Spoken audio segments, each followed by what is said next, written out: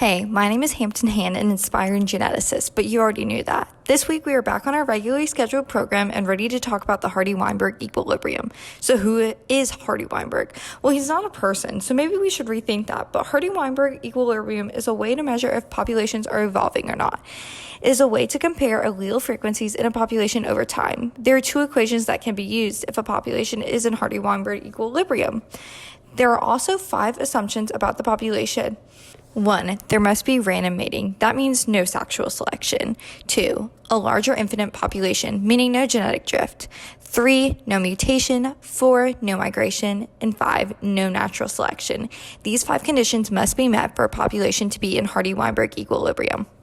Looking at my tasty gummy bear population, there are 25 bears total, and they meet the Hardy-Weinberg equilibrium standards.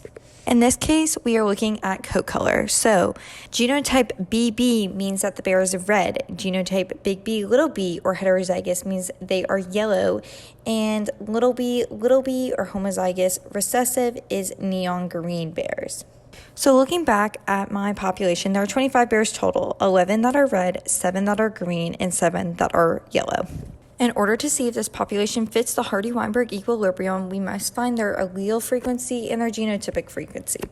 Genotypic frequency is found by taking the number of individuals with that genotype and dividing it by the total. So we did that for the 3. We got 0.28, 0.28, and 0.44. Then we found allele frequencies, which was the number of alleles divided by the total number of alleles. When putting these frequencies into the equation, we found that the population did fit the Hardy-Weinberg law, equaling 1. This can be shown in the chi-square test. But this isn't always the case. What about fitness? Not every animal can survive, so which of the gummy bears is the strongest and the fittest? So let's say my red gummy bears have a fitness of 1, my green gummy bears have a fitness of 1/2, and my heterozygous yellow gummy bears have a fitness of 0.875. So what type of selection does this indicate?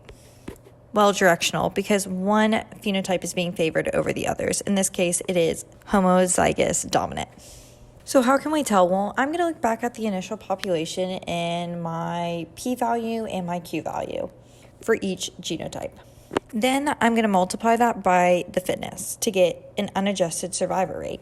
However, this rate doesn't equal 1, so we have to divide it by the total, which would be average fitness. That way it can all add up to 1, which would be ideal in this situation.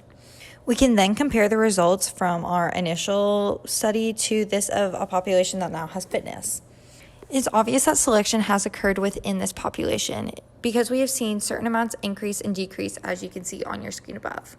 So this indicates that in the future, the dominant recessive is favorable compared to that of the recessive. Well, thanks for watching, and I'll see you next time. Here are my references.